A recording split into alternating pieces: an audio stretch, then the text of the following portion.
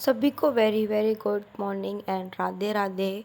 आज मेरी सुबह होती है अगेन 4:30 बजे के आसपास। और सुबह उठ के सबसे पहले मैंने करी अपने रूम की सफाई, क्योंकि रूम की सफाई करना काफ़ी ज़्यादा ज़रूरी है। और अगर रूम की सफाई नहीं होगी ना, तो फिर पढ़ाई में बिल्कुल भी मन नहीं लगेगा कि मतलब पढ़ना है सही से। क्योंकि सफाई वगैरह करने के बाद ना पढ़ाई करने के लिए बैठो ना, तो एकदम माइंड फ्रेश होके पढ़ाई से हो जाती है। एंड हाँ गाइस, थोड़ी सी नॉइज़ आ रही है बाहर की, तो थोड़ा सा इग्नोर करना, बिकॉज मेरे पास कोई माइक वगैरह नहीं है अभी, तो इसलिए मैं अभी ऐसे ही वॉइस रिकॉर्डिंग कर रही हूँ। सो सबसे पहले उठ के मैंने अपनी फ्रेशनअप वगैरह हो गई थी, और फ्रेशनअप वगैरह करने के बाद जो भी मेरा काम था रूम का, उसको मैंने फिनिश कर लिया था, ताकि मैं अपनी पढ़ाई अच्छे से कर सकूँ। सो काम वगैरह फिनिश करने के बाद अपना थोड़ा सा रेस्ट किया 5 मिनट, एंड रेस्ट करने के बाद मैं अपनी स्टडी करने लग गई थी। और आज थोड़ा सा नीचे बैठ के पढ़ने का मन था, तो इसलिए नीचे ही बैठ गई थी मैं। काफ़ी दिनों से ना बैक में मेरे काफ़ी ज़्यादा प्रॉब्लम हो रही थी, बैठने में भी। स्टूल ले रखा था ना, तो उसके चक्कर में मुझे काफ़ी प्रॉब्लम हो रही थी, लेकिन फिर मैंने आंटी से चेयर ले ली थी, जिससे मैं उसी पे बैठ के भी स्टडी वगैरह कर रही हूँ। लेकिन उस चेयर में ना मैं काफ़ी ज़्यादा छोटी पड़ जा रही, तो सोचा कि इस बार सबसे पहला स्लॉट में धरती पे बैठ के पढ़ लेती हूँ, ताकि थोड़ा सा रिलीफ भी मिल जाएगा और अच्छे से पढ़ाई भी हो जाएगी मेरी।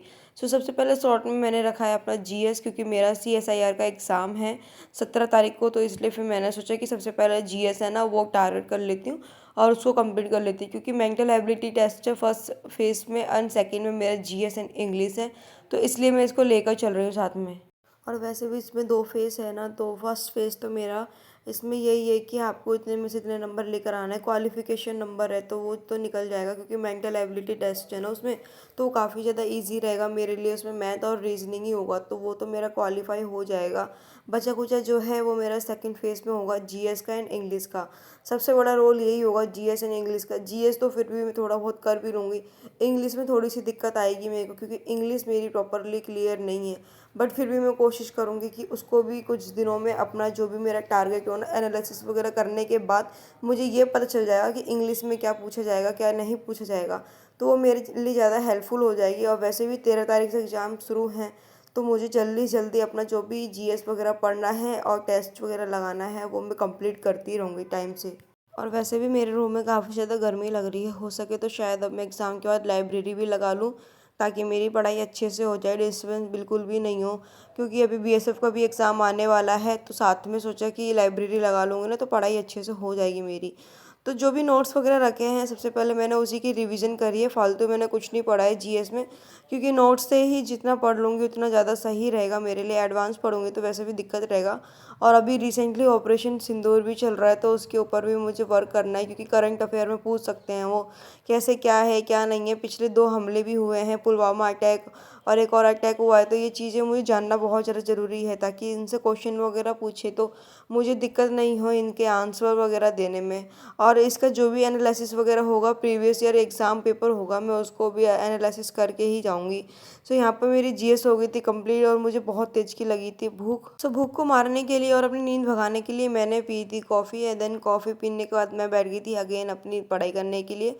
थोड़ा सा उजाला भी हो गया था, तो मैंने सोचा कि मैं अपनी टेबल पे पढ़ाई कर लेती हूँ, और चाय कॉफ़ी पीने के बाद मैंने फिर अपना बनाना खाया, ताकि भूख भी मेरी मर जाए, थोड़ी सी पढ़ाई भी हो जाए। सो यहाँ पे मेरी फर्स्ट स्लॉट होने के बाद अब मैं सेकंड स्लॉट करूँगी मैथ, क्योंकि और मैथ करना भी काफ़ी ज़्यादा ज़रूरी है, मेंटल एबिलिटी टेस्ट है, तो उसमें 50 नंबर आपका मैथ आएगा और 50 नंबर का आपका रीजनिंग आएगा। तो सबसे पहले तो मैं अपना थोड़े सा कैलकुलेशन पे वर्क करूँगी, क्योंकि कैलकुलेशन पे वर्क करना काफ़ी ज़्यादा ज़रूरी है, क्योंकि ये मेरा 100 क्वेश्चन होगा, और ये एक 1.5 घंटे 90 मिनट का पेपर होगा, तो उसमें थोड़ा सा स्पीड पे वर्क करना पड़ेगा मुझे। अगर स्पीड पे वर्क नहीं करूँगी तो दिक्कत आ जाएगी, क्योंकि मैथ के 50 क्वेश्चन भाई 50 मिनट में बिल्कुल पॉसिबल नहीं है। मेरे लिए तो बिल्कुल भी पॉसिबल नहीं है, क्योंकि मेरी मैथ इतनी अच्छी नहीं है, नॉर्मल है, खास है, ठीक है, लेकिन इतनी अच्छी नहीं है जो मेंस लेवल का मैं कर सकूं। तो इसलिए मुझे थोड़ी सी कैलकुलेशन में वर्क करना पड़ेगा, और कैलकुलेशन मेरी थोड़ी फास्ट हो जाएगी ना, और ये डिजिटल सम वगैरह अच्छे से प्रैक्टिस कर लूँगी मैं, तो वो मेरे लिए ज़्यादा हेल्पफुल रहेगा कि मैं अपने एग्ज़ाम में थोड़ा अच्छे से स्कोर कर सकूँ, क्योंकि एक्यूरेसी पे वर्क करना पड़ेगा ना। क्योंकि अगर 50 क्वेश्चन 50 मिनट में कर लूँगी, तो मेरी एक्यूरेसी और परसेंटेज दोनों मेरी अच्छी बनेगी। एक्यूरेसी और परसेंटेज दोनों मेरी अच्छी बनेगी ना, तो ज़्यादा सही रहेगा मेरे स्कोर करने में, और टाइम जो भी मेरा मैनेज करना है ना, वो सही से मेरा हो जाएगा। सो यहाँ पे मैंने फर्स्ट स्लॉट में रखा था अपना जीएस, एंड देन सेकंड में रखा था अपना स्पीड बूस्ट टाइम, स्पीड वो उस टाइम इन द सेंस अपना जो भी कैलकुलेशन था उस पर वर्क करा। कैलकुलेशन पे वर्क करने के बाद मैं लगाने लगी थी मैथ, और मैथ जो भी मैंने बुक से पढ़ लिया है, अपने नोट्स वगैरह से पढ़ लिया है ना, अब मैं करूँगी अपनी राकेश यादव सर की बुक रखी हुई है मेंस लेवल की, उससे क्वेश्चन लगाऊंगी कि उससे देखती हूँ मेरे से क्वेश्चन बन रहे हैं कि नहीं बन रहे।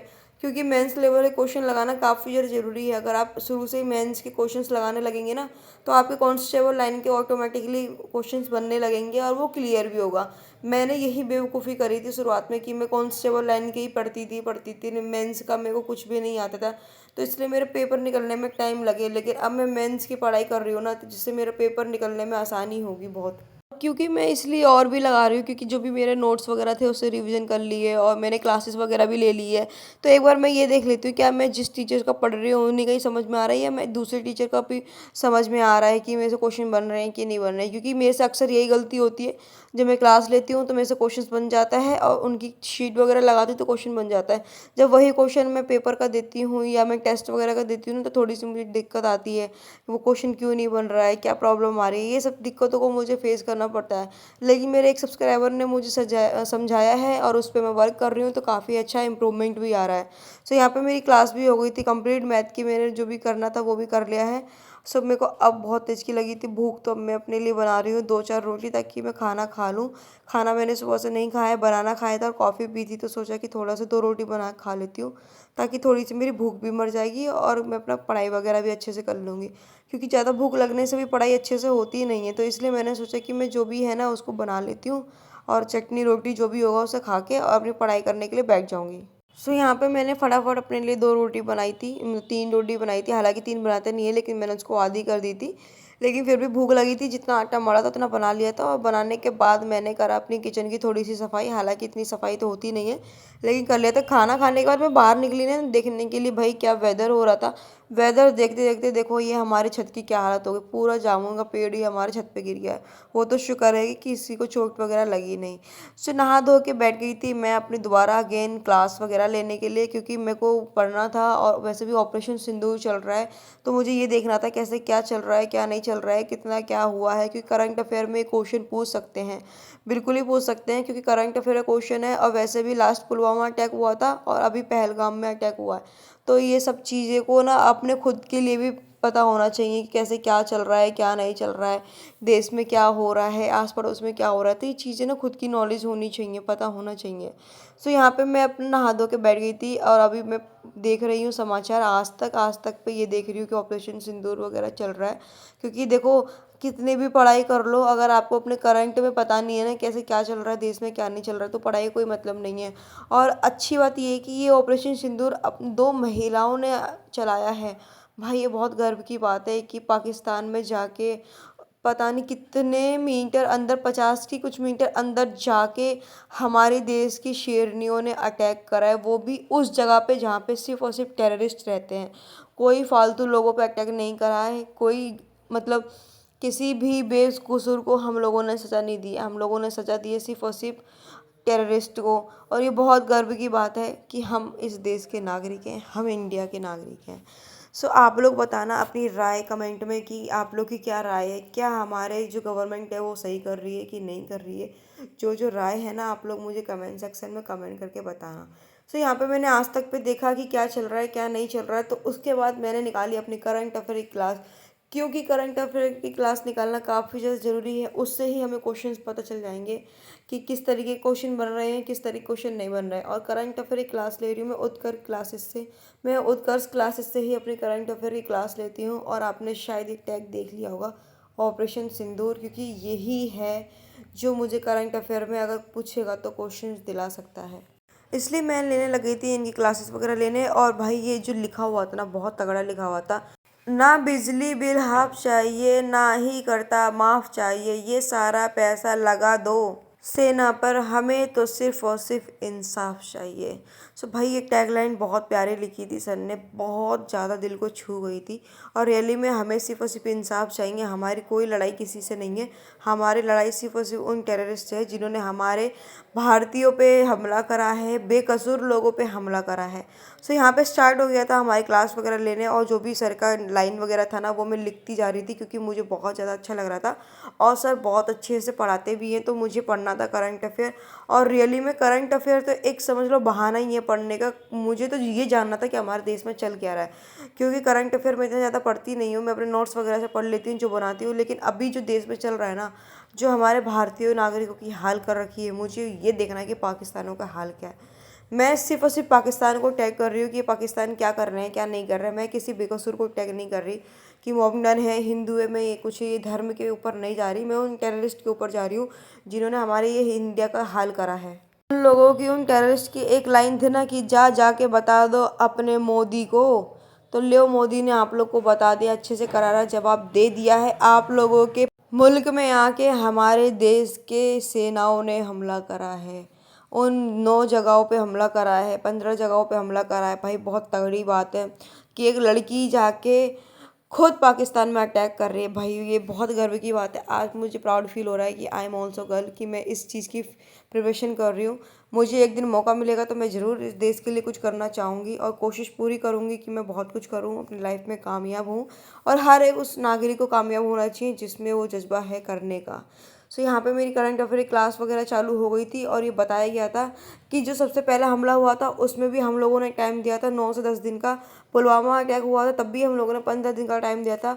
एंड अगेन जब ये हमला हुआ है, पहलगाम का हमला हुआ है, तब भी हम लोगों ने 15 से 20 दिन का टाइम दिया था कि आप लोगों के जितने भी टेररिस्ट हैं ना, आप खुद उन्हें मार दो, नहीं तो हमें मारना पड़ेगा। लेकिन उन लोगों ने बिल्कुल नहीं सुनी।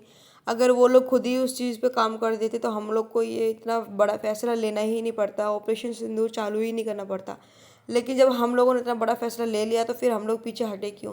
जब आप लोग अपना काम नहीं कर रहे तो हमें आप लोगों का काम करना ही पड़ेगा, क्योंकि आप लोगों के काम ना करने से हमारे देश में बहुत ज़्यादा लॉस हो रहा है। कितने घरों का सिंदूर उजड़ गया है, तो हमें ये काम करना पड़ेगा। सो यहाँ पे जो भी क्लास वगैरह ले रही थी ना, सर ने जो फैसले बताए थे, जो जो चीज़ें बता रहे थे ना, बहुत अच्छा लग रहा था। और वो जो दो मेन मोटिव थे ना, 2 मेन टारगेट थे जहाँ पे उन लोगों को हमला करना था, वो अच्छी बात है। उन लोगों को मार गिराया है और देश अपना बहुत ज़्यादा आगे बढ़ रहा है और उन्हें बढ़ना भी चाहिए। सो बहुत गर्व है कि हम इंडिया के नागरिक हैं। किस किस को गर्व है वो लोग मुझे जय हिंद कर लिख के कमेंट सेक्शन में कमेंट करके बताना। सो यहाँ पे ही होती है मेरी क्लास वगैरह भी कंप्लीट, क्योंकि मैंने ले लिया है पूरा क्लास और काफ़ी अच्छा लगा। इन सारी क्लास लेने के बाद बहुत सारी चीज़ें सीखने को मिली और बहुत एक्टिवनेस होने को भी मिला मुझे। तो आप लोग भी अपनी अपनी राय मुझे ऑपरेशन सिंदूर के बारे में कमेंट सेक्शन में कमेंट करके बताना। सो फाइनली यहाँ पर मेरी क्लास वगैरह भी हो गई थी कंप्लीट एंड अब मैं करूँगी थोड़ा सा आराम। प्लीज़ मेरी इस वीडियो को ज़्यादा से ज़्यादा शेयर करना, ऑपरेशन सिंदूर को टैग करना। Bye bye, take care.